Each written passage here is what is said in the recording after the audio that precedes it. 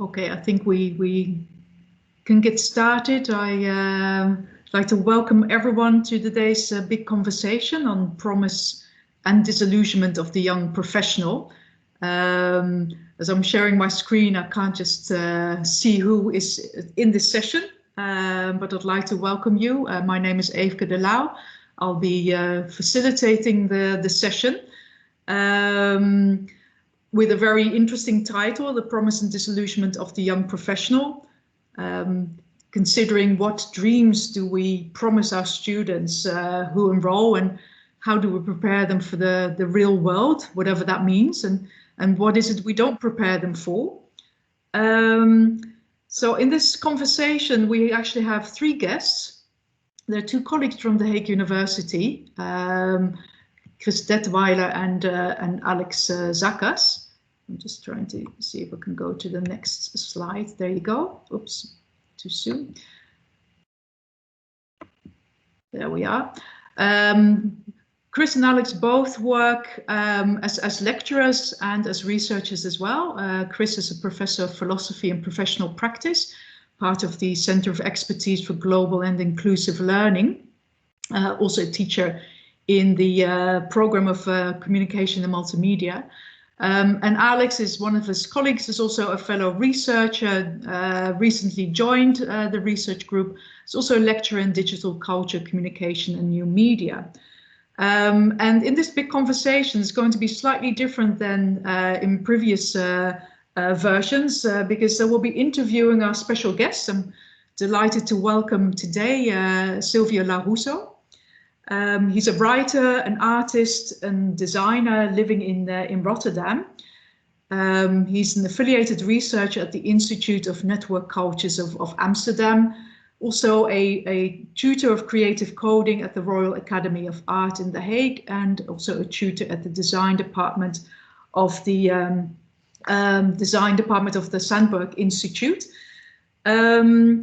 He's a member of VARIA, the Center for Everyday Photography, and also on the editorial board of, and I hope I pronounce this correctly, Progetto Grafico, an Italian graphic design magazine.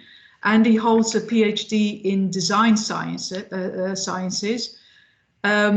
He's presented his work at many different venues across Europe. And in 2019, his first book appeared, on the precariat.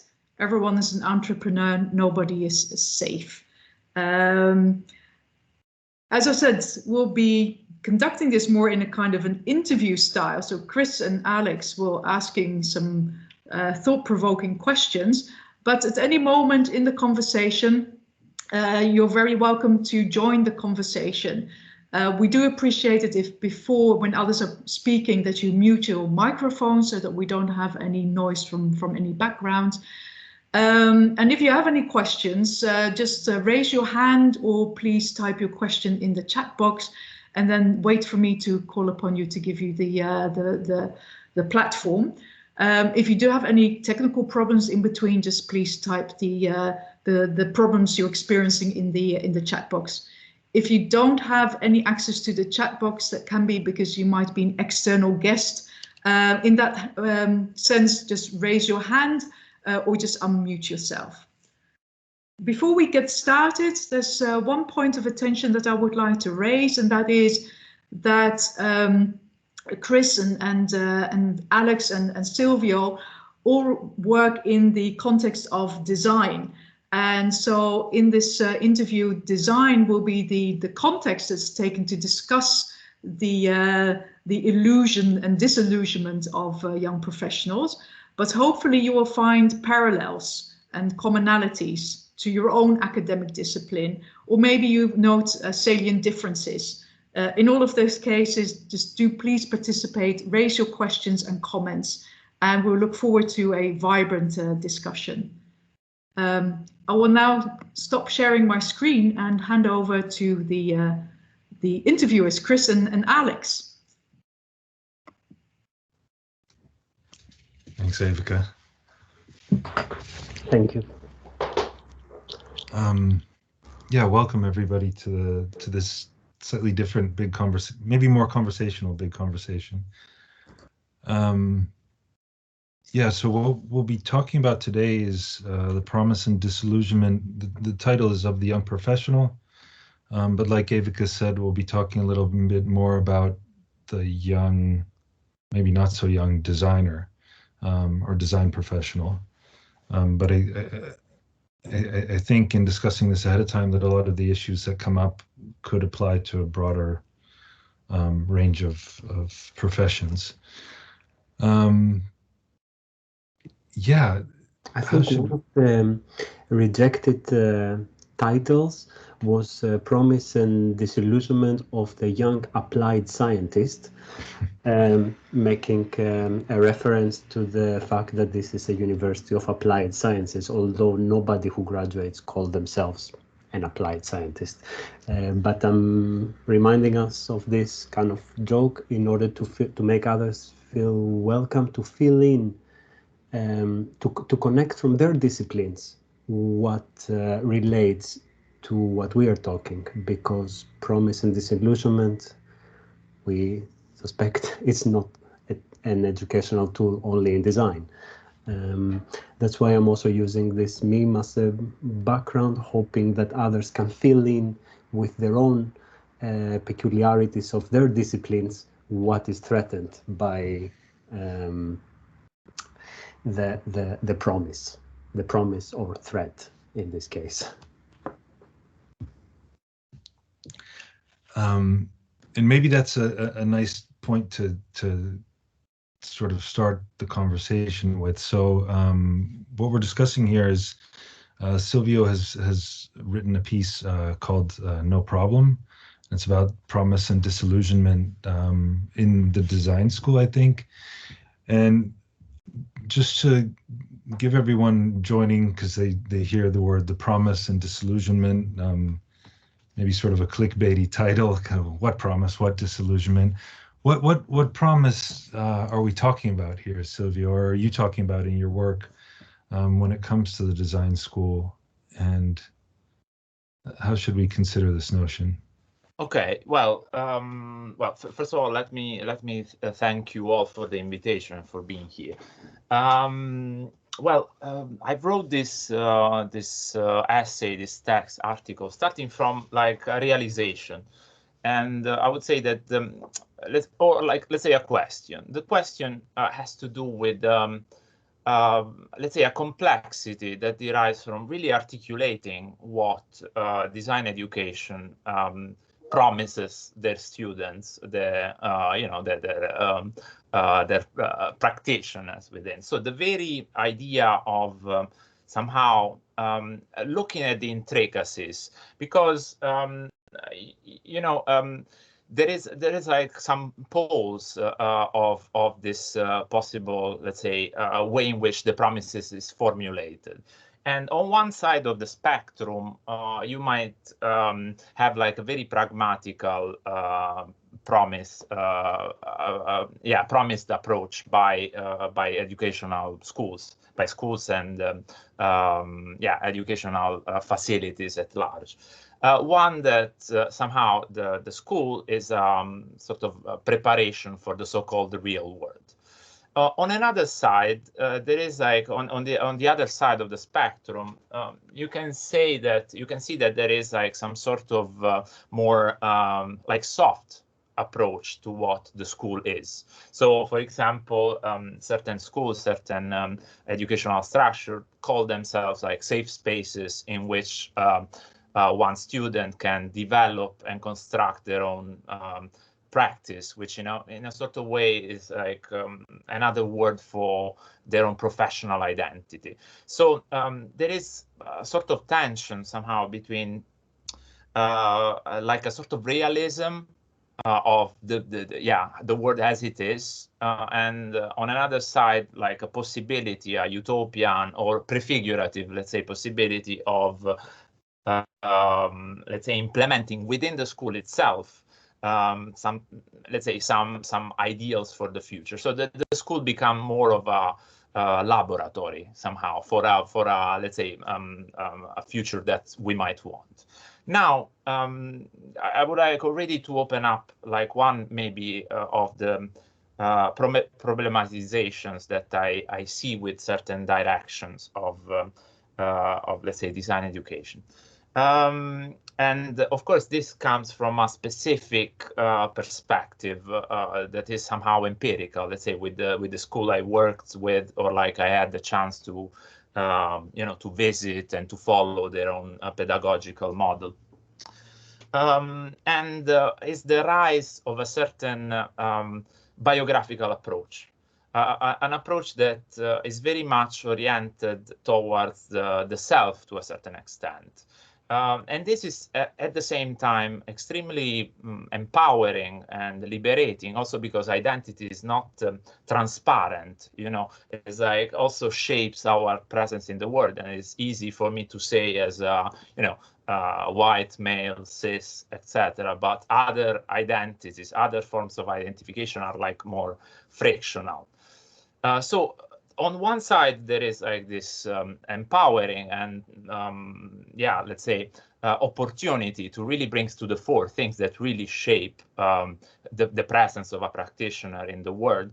But on the other side, the identity is also a derivation of let's say of a neoliberal understanding of the self, where you somehow put to work your character, your identity feature, and you turn them into skills and things that you can somehow put in your CV or in your portfolio. So those are the two poles that for me are interesting when it comes to a biographical, individual, or even individualist approach. So I'm sorry if I dropped all of this, but I wanted to give something quite concrete, because otherwise might have been a bit abstract. I hope this answers your question. It's the branding, what we call to sell yourself, but in a positive way of like promote your strengths, demonstrate your competencies, show how they can be valuable for someone who holds a budget. Right? This is the neoliberal creation of identity as an asset. Yeah, absolutely. And I think this goes very much hand in hand with that certain taboo within design education, and I would say higher education at large, in the sense that we are more and more in a context in which let's say competence and expertise is less and less recognized somehow. No, there is like a sort of crisis of expertise and competence. And design, and here is where maybe design is a good mirror for, let's say, expertise in general, is very much of a space in which this competence has to be constantly reinvented and resold somehow to the public. So part of the thesis of my argument, part of my argument is that somehow this I focus on the sphere of identity, of the biography, of let's say soft skilling, is also a result or a more technical sort of de-skilling, or at least like dilution of the skills of the designer, which might have not been there in the first place, in the sense that it's always been somehow reinventing itself. So we have a sort of de-skilling that takes the form of soft skilling. So there is like an emotional approach, an approach based on attitude, on character. And again, we go into this idea of selling characterial features as sort of assets of your own company, so to speak. Also, through selling that, capitalizing on the ability to network and create a social network around one's identity, which is both part of what we do in an educational institution, create this social network, but also foster the ability to function in it, but also part of what we promise as an asset that the design school will provide you with, that you will need in the real world. Yeah. Well, another issue, let's say, that has to do with the let's say the educational with the educational models. Again, it's very hard to generalize because things are so different. So one can only speak somehow from a specific vantage point and hope that what they say somehow is true also for other contexts. So also this is a bit sort of theoretical problem to have a a sort of rigorous conversation of the things, because it's very hard to have this rigor. But I think that another risk of this direction towards the biographical, the storytelling somehow, that was also a very strong strong keyword, let's say, in design culture, has to do with a sort of atomization somehow of the educational setting. By this I mean that there is an insistence of building, let's say, a practice within the individual student and practitioner. Somehow, there is less possibility, I would say, nowadays to sort of forget yourself within a craft somehow. And I think this is particularly true for the Dutch educational model. And I speak in particular of a value that on paper is very strong and profound, which is like this idea of self-directed research. But it has like also some limitation from this point of view. The fact that the individual is at the center of their own disciplinary world somehow.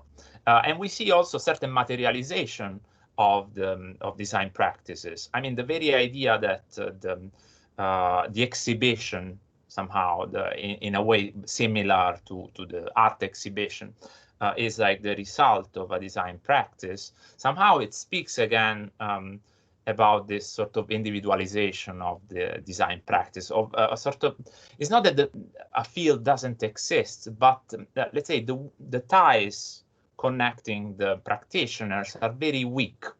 While before there was like a set of variables that were like stable, a set of constant that somehow would connect any practitioner. And now I sense that there is a problem also because there is this apparently let's say liberatory potential of redefining every one of these single variables, which is a team, a craft, an approach, a method, an urgency.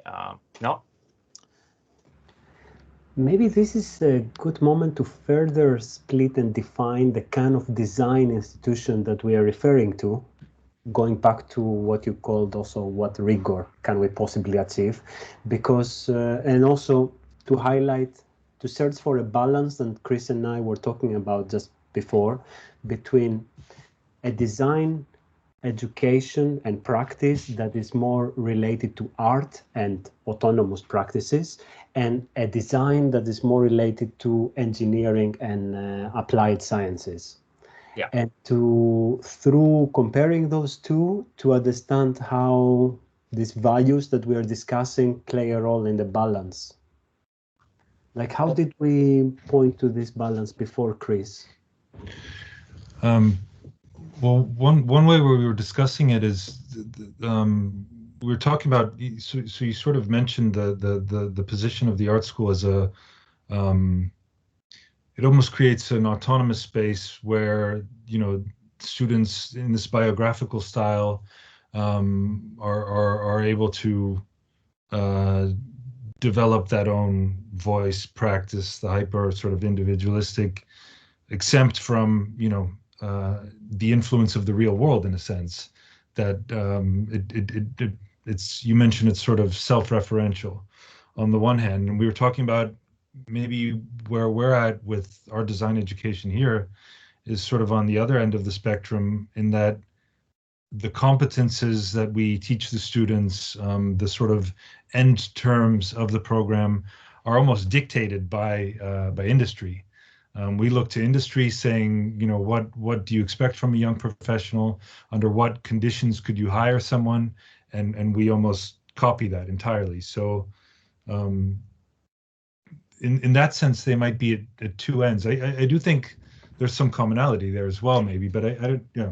In both cases, the biographical tendency may be connected to meritocratic values plays a role, but in one case more with a promise of the real world out there who is going to employ you, and in the other case more to a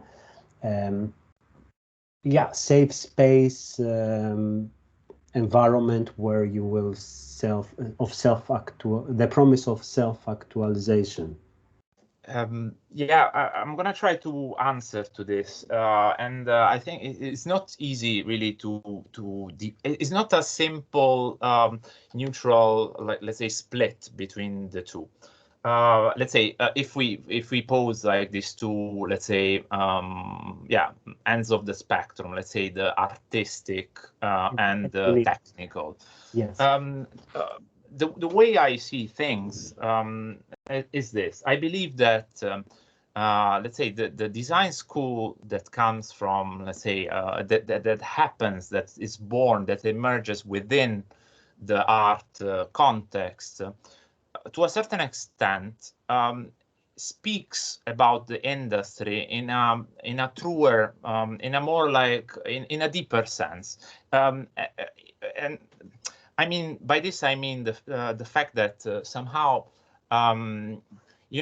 certain features that are very apparent there in this individualization mode, in this soft skilling, are part of the industry discourse anyway. So in a way, like if I had to give a very concrete example of this, is that, for example, in graphic design studios, when there is like this process of, hiring, selecting the new workforce, very often what catch the attention of recruiters is not like, let's say, the industry-like kind of project, but is instead, the project that shows something that exceeds the industry. And again, like the biographical, the personal, the self-initiated. So there is a very generative relationship between these two words. Furthermore, the very, a big part of the industry nowadays is run by a concept that it's what we call design thinking, which is a method, an approach, and also there we see a certain dematerialization, which is a form of again, some people say that it is a form of devaluing of certain, like, more specific skills. So the relationship between, let's say, industry and scientific knowledge and the more theoretical, self-reflexive one is like more circular than either or. There is another aspect which I think is quite crucial to this extent, and is the fact that somehow, in general, the art school speaks the truth somehow of the industry, because I don't think that technical schools nowadays can guarantee can reflect the industry 100%, for the very simple reason that the industry is constantly reshaping. So there is no way to simply, mirror the industry. So the art school is somehow aware of this, or maybe unconsciously aware of this, and put this into action. So that's why I think, like, the art school can say something. It doesn't solve the problem, but it brings it a bit more to the fore, in my opinion. So I hope this formulation helps to connect the two. But also, this is a very art school design formulation, to bring a problem to the fore. Right? This is not what applied sciences design kind of sets as its own target. It's not to bring problems to the fore.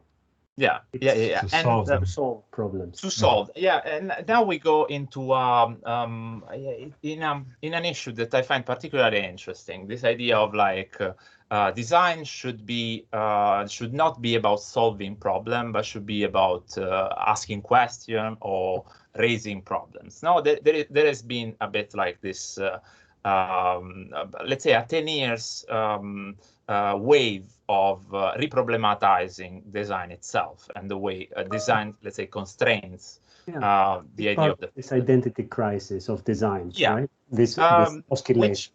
I mean, these 10 years were the formative years for me, and I felt this idea of, raising questions, raising problems as a very a potentially rich one, a beautiful idea that designers weren't there just as mere executors or just strategists of solutions. Nowadays, my ideas on this are a bit shifting, in the sense that I think that in order to have that potential to, let's say, to rephrase the problem, to understand what is wicked in wicked problems, with this famous formulation of problems that cannot be univocally defined, right? There are like two issues at stake. One, there is a sort of vertigo of relations. You get into a sort of paranoid mode in which everything connects to everything. So you start saying, yeah, but if I have to create or design a new paper cup, then I have to consider the whole infrastructure, the whole logistics of paper and plastic, and I have to consider the capitalist relationship, blah blah blah. No, so there is this expansion level, and there is something beautiful in this attempt to broaden the scope, but also a sort of vertigo of it, of a sense of disorientation, which I think it's great that the school attempts to. Let's say, bring to the fore. This is traditionally has been done. Like Victor Papanek was the first to make was one of the early people to make these grand diagrams of those amazing graphs, relationships. I'm a fan, but at the same time, you have to provide a sort of closure. Otherwise, you are lost in this sense of disorientation. And I think that this disorientation is part of the sense of disillusion that I perceive, I sense, I collect daily on social media and in papers. So by means of theorizing, let's say, the way a certain issue, a certain brief exists in the world at large, the risk is to get lost into a complexity that overwhelms you. In fact, many people nowadays speak of design as a force, an impersonal force that shapes the world around us. How can a designer have even the arrogance, to shape this global, to orient this global force that acts upon them? So that's a bit the loop, and I think that therefore that somehow. The way to address this is to say, look, the problem framing, constraint framing is a fiction, it's a consensual, it's a form of consensus that has a pragmatic aim.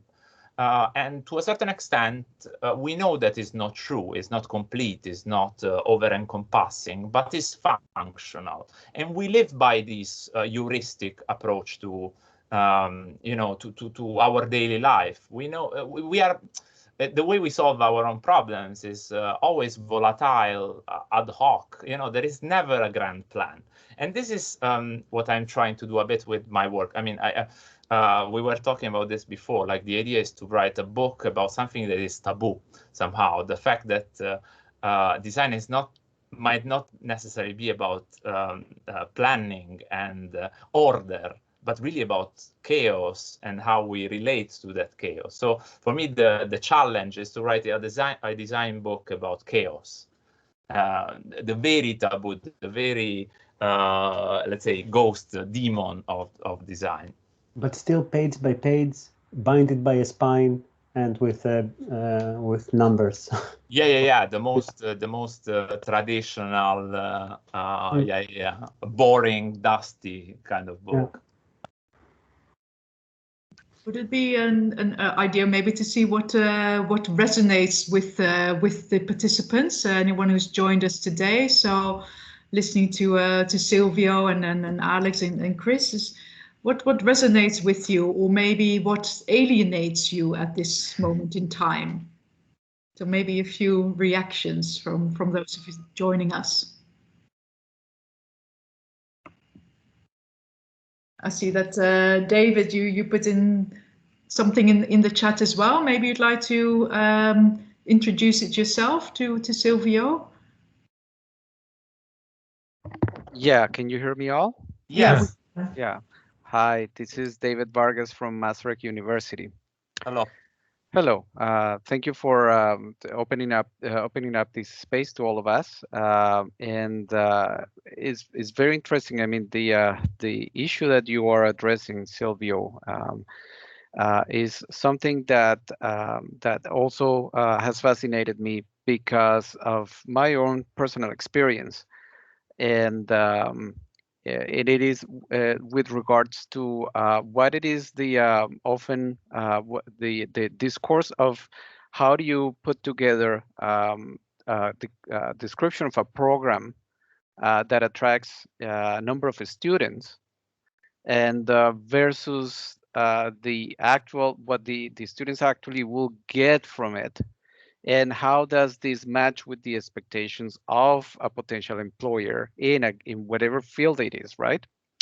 And I think that students are often very naive to believe all of what the description that it is posted there about what it is the promise of as a graduate you will get with a program, right?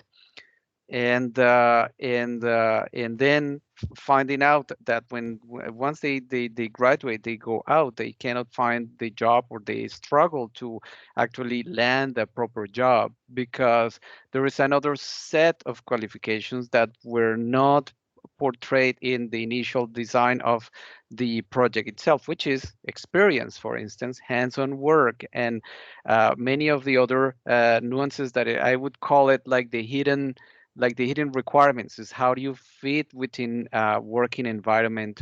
How do you think that you're going to succeed there? And I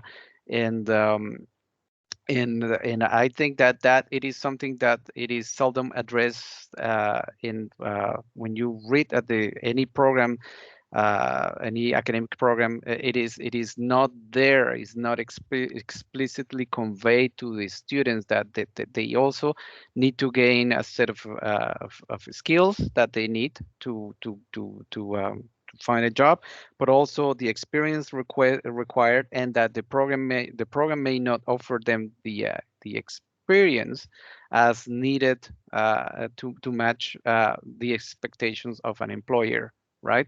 And so, and the gap between bringing the employers also to collaborate in designing an appropriate academic program or curriculum that matches all of these things, and also just to help them to understand that new recruits always will come anyways, regardless, with no hands-on experience, because there is no opportunity to do that until you actually land a real job.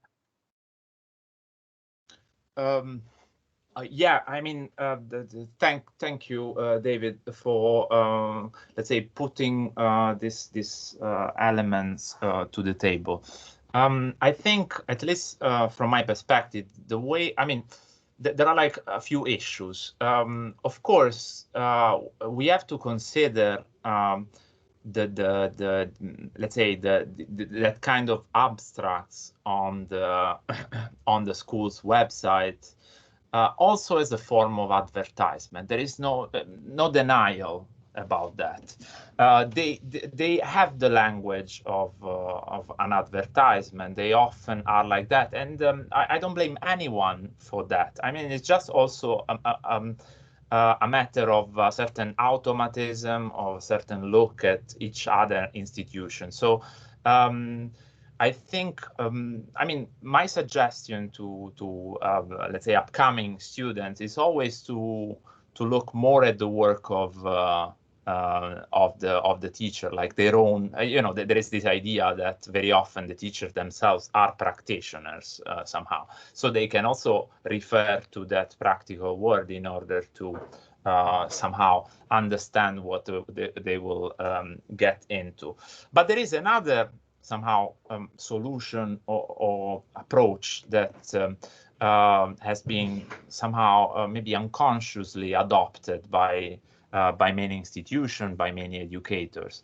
And it's like to really jump the problem, just like to jump the problem and simply say, no, here we are preparing you to become like a sort of mini studio of your own, you know, and this it's like part of the general. I mean, that's my previous book. It's like part of entrepreneurial realization of society, which to a certain extent it works. But I wonder for you know, what kind of long perspective it does.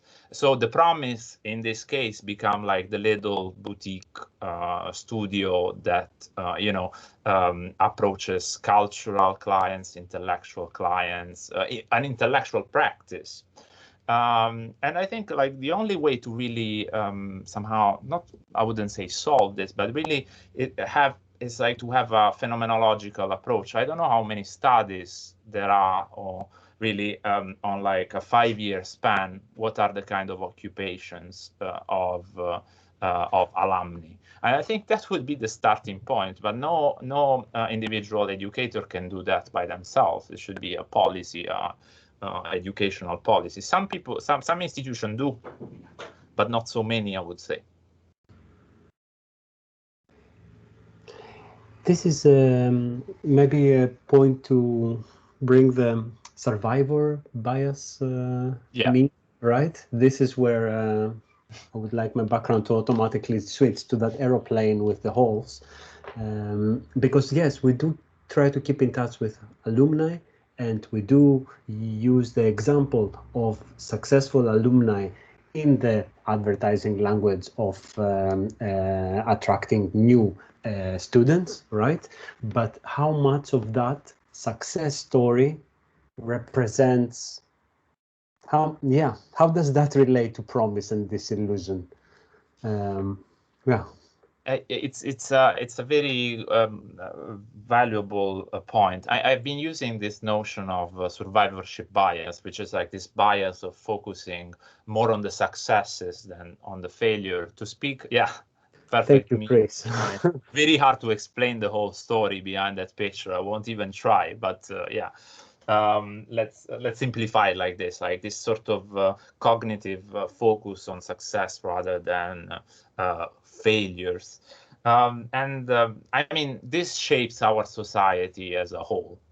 You know, for example, we take inspiration from Elon Musk, which is one of a kind, Steve Jobs, etc. Steve Jobs is an interesting case because it really shapes the culture of design. Maybe not in the Netherlands or in Italy, but let's say at large, design equal Apple somehow. And the life of Steve Jobs has been turned into a certain a saint, a life of a saint, right? I mean, again, it's not that one has to counterbalance the success stories with less successful ones. It's just like more of a some sort of let's say less individualized kind of approach to what a career is, what a field is. And again, it's not to blame the design field, because clearly underemployment or like unstable employment is a problem of society at large. But design has a few features that makes it that exacerbate a bit the situation. One of them is the insistence of design on its own power. You know, I mean, if you have been following the discussion on design in the last, let's say 10, 15 years, this idea of the power of design is almost a meme in the field. So in fact, everything is design. Design contains. Actually, this is the chapter I'm currently writing on design panism. So everything is design and everyone is a designer. So these two statements, and maybe we can go into that. But there is a writer from the US who put it really poignantly, and this writer is called J. Dakota Brown. And basically he says, like, okay, design is obsessed with its own power, but it reflects very little on the power structure in which it is embedded. But this is changing. And that's why I think like this work of archiving disillusionment and disillusion is necessary, because a lot of Zoomers, you know, Gen Z generation, more than us millennials, are really like, you know, clarifying a bit this. You have seen probably the meme these days with the giant cargo ship and the little, I don't know, machine trying to the excavator trying. So yeah, the small machine becomes design, and all the rest becomes like the force of capital, of course, to use a very big word.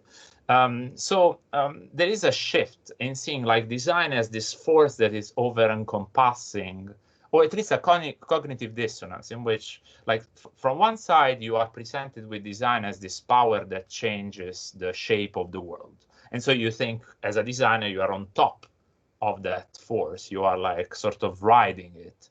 But on the other side, there is another meme called like the seat at the table. So even people like John Maeda, you know, like big names, big gurus in the design field are starting to say, look, designers don't have really access in the decision-making table.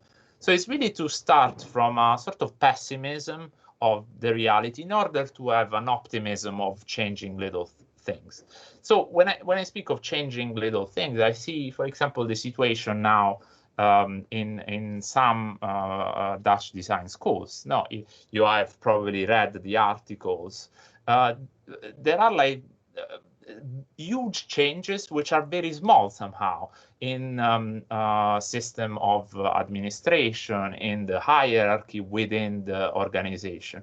And that has been something magnificent, the fact that people are not looking, you know, at the so-called third world or like the global south, but they're starting to look at their own, you know, the structure of power in which they are embedded. So I see this as a wonderful, magnificent change of tide in this sense. Maybe this is the connection with something that I find that we shouldn't miss this chance to talk about, the field.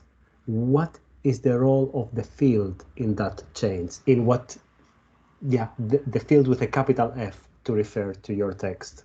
Yeah, I mean, and what is that field? Yeah, for listeners that. Yeah. So I use the term a bit inspired by, you know, Bourdieu, but I mean, more in general, I think that,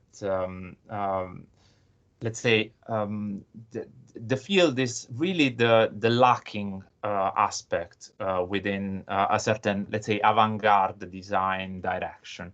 And the way I describe it, it's more like of a hope than, you know, than a reality. I think it exists in reality, but it's not really recognized.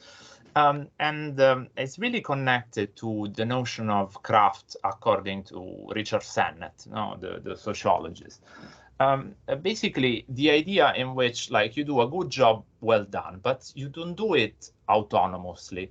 There is really a group of people in which you don't emerge as like in an art scene by your individuality, but really by giving your individuality away and immerse yourself in a certain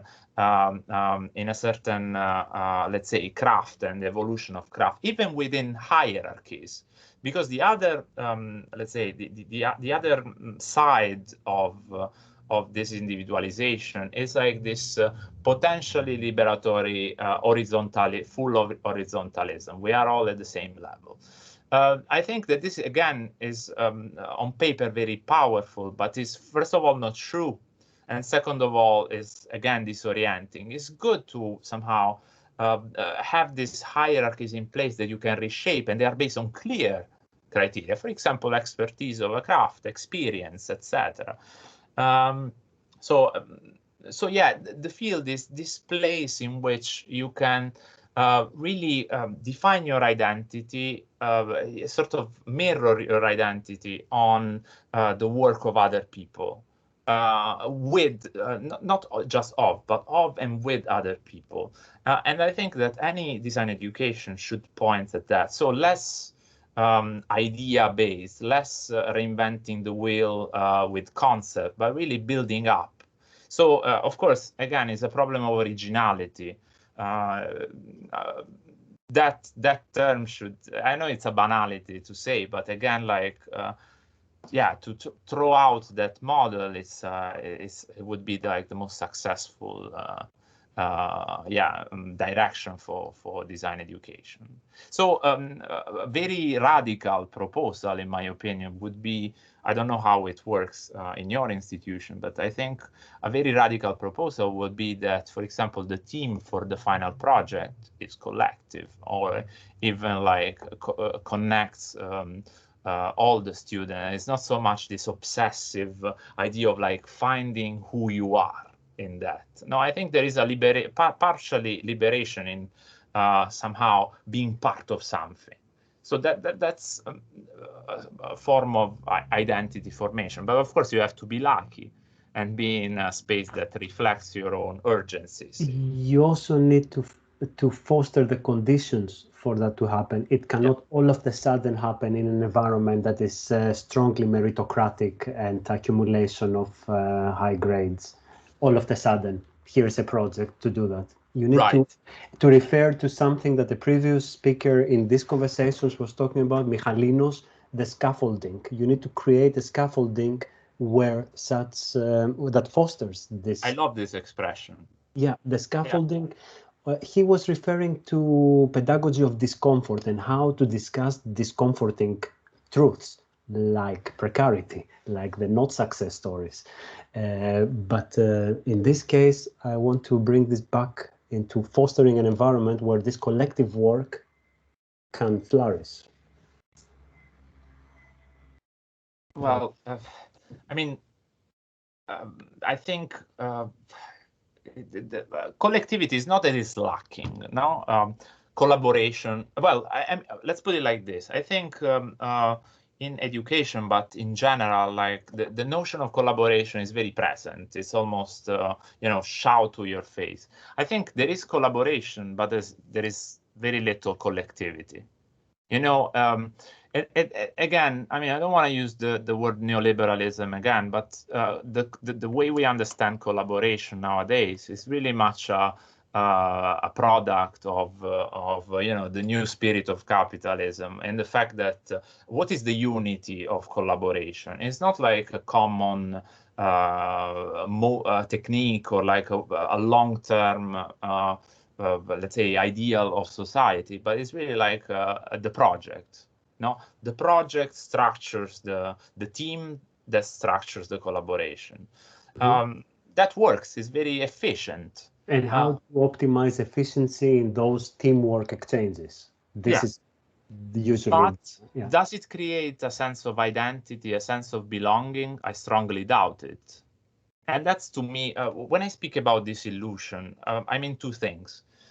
Disillusion as disillusionment, so this feeling, this chagrin, this sense of disappointment, of like detachment from things. But I also understanding as like let's say uncovering a series of illusions or delusions somehow. And some of this delusion is that collaboration is collectivity, or like what does it really mean that everyone is a designer? What kind of effect such statement have on someone who invested 5 or 8 years of their higher education? What does this statement mean? And how can it be a useful statement and not a statement that makes you feel like you are redundant if everyone is a designer and if everything is design? So this is what I'm concerned about. That's why I'm dedicating my time to this work. Maybe again we can just check with the other people as well to see, because you mentioned so much already, Silvio, and I can imagine there might be some burning questions. Maybe people are feeling a little disoriented as well. Like, what does that mean for me in my daily practice? Where do I start, or what new skills do I have to develop? I see there's quite a few colleagues from the faculty of ITD. So maybe anyone would like to react, and any thoughts, any opinions or questions at this point?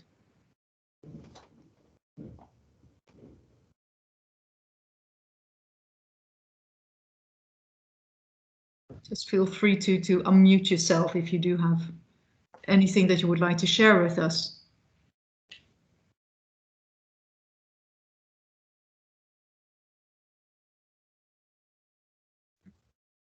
There's also a question in the chat. Oh, it's Evika's question. Yeah. That was a little bit earlier on, and I think that's your last comment, Sylvie, also touched upon that. That we often see collaboration as a way to create a collective feeling. You already talked earlier about the tension, the difficult relationship you might sometimes have with the industry. Or the field was mentioned as well, but the institution, the larger university that you're part of, you haven't talked about that. At the start, you talked a lot about the biographical direction of the design field, the need for individual branding and really selling yourself. Whereas as an institution, the Hague stands for fostering global citizenship, which is all about being, feeling responsible, collective responsibility, collective well-being. And there's a tension in that as well. And I thought, can the two meet somewhere? Yeah, I mean, I basically, of course, most educational institutions are nowadays somehow dealing with the issue of some call it internationalization, some others speak of diversity, etc. And of course, those are like how would you say, like laudable initiatives. I think again, I mean, it really depends on. I like this scaffolding idea. So what does international? Of course, like the institution have some limits of scope. Again, we speak of like sort of narrowing things down, but it's hard not to take into account, for example. Again, speaking of promise, the idea of like visa for non-EU, and how does this shapes careers and again, like expectations. But even going more concretely, not more concretely, like more locally concentrated. The challenge of an international institution are really Sisyphean, I would say, are like huge in the sense that like the skill, this notion of the skill offered to work in an industry do not exist simply in a universal sense. It's extremely different, even if we speak of like 2,000 kilometers. So I wonder to what extent, let's say, the peripheries if we consider, let's say, the Netherlands a centrum of design culture, like it might be, let's say, the north of Italy, how much is this centrum, this center, is able to somehow have a productive, let's say, relationship with the periphery, and to a certain extent, what is the ability needed to really to take into account those skills that are really like locally bound. So I think that's, to me, it's an idea of internationalization that that is worth pursuing. Not just, and I'm not saying that it's not important, not just like dealing with the cultural habits and that sort of attempt, but also to look at, let's say, the geopolitics of skill making, of real world. And one thing that I think is important to say is that the very formulation of school as preparation for the real world is, to a certain extent, up for debate, in the sense that the school is in itself an industry, probably the biggest design industry that there is, bigger than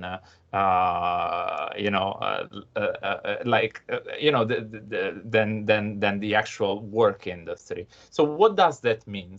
Maybe in certain cases the school is more like a space not to prepare for the so-called real world, but to retreat from the real world. And this is very true for certain masters, where like people arrive after decades or like certain years of real worldliness somehow. And this is it's not something that you have to deny. But what does it mean to take it into account? How does it transform the scope of the school? Those are like questions that I find fascinating. How self-critical can a school be in addressing that question? Right. To continue your line of questioning, not to pose this question to you right now, it's a difficult question, but how self-critical dares a school be to question its own promises? Yeah. In relation, when we say about the real world, which we keep on using in our assessment criteria, in when we get students to collaborate with it, to do teamwork. In the real work, you also need to work together. The assessment criteria reflect real world competences. So how critical can we be in admitting that it's not such a one-to-one, it's a promise, but unstable one? Yeah, maybe Sylvia will take your time to answer, but I am conscious of time as well. So okay. If people have to leave, then yeah, thank you for joining. But if you do have a few minutes to listen to the answer, because it's a bit of a cliffhanger, it's like, yes, I need to know the answer as well. Then would just be a few more minutes. But if you do have to go, then please go ahead, and we'll be happy to welcome you back at any next big conversation. But back to you, Silvio. So yes, how critical can we be as an educational institute in redefining our role? Okay, I think that it's a hard question. Of course, yeah, as Alex was saying, it's not something that can be replied. But I bring it from my own perspective, and you can imagine that there is I have like a temptation to bring this issue within my education, my pedagogy itself. But of course, this is problematic, because you cannot turn this sort of meta, or it's risky to turn this meta consideration on the school into yet another material for pedagogy, for the very basic reason that you want to analyze maybe disillusionment. You don't want to create more of it. No, so there is an affective sphere about this. So you don't want to do that, right? So I believe that part of the self-criticality, the harsh one, somehow has to have some certain scope outside, or like peripherically to the school. I think that the best way to do this is to provide some research space for tutors and staff to really reflect on this and present their findings in a way that is free from the danger of creating a depressing environment. So there should be a safe space also for that. That's why I don't do a course on design and disillusionment. I don't do that. I don't bring this. I bring this in these opportunities, which seems to me a good compromise, where I can speak freely of this without, making people sad or like losing their own enthusiasm, which I admire, and it should be preserved. So this kind of fringe liminal spaces should be created more and more. And therefore, once again, thank you to give me the chance to speak about this in a free way, free from, let's say, motivational necessities. Yeah, and thank you so much, Silvio, Chris, and Alex as well. I think you raised a lot of very thought-provoking questions, and it's good that we allow ourselves the fringe space, as you so call it, which I think is a very fitting word as well, to allow ourselves the time and the space to sometimes reflect on what is it we're busy with, and what are some of the clashes that we find we're surrounded with, the tensions that we see, etc. So on that note, thank you so much, Silvio, once again for joining us, and for everyone who's been in this call. Thank you very much. Wish you all a very pleasant and wonderful afternoon. It's a very sunny afternoon here in The Hague, so I hope you have the opportunity to go out and to reflect on today's conversation while enjoying the good weather. So we say goodbye to everyone. Thank you, everyone, and hope to see you soon again. Thanks, everyone. Thank you very much. Goodbye. Thanks. Thank you, Evika. Thank you, Silvio. Yeah.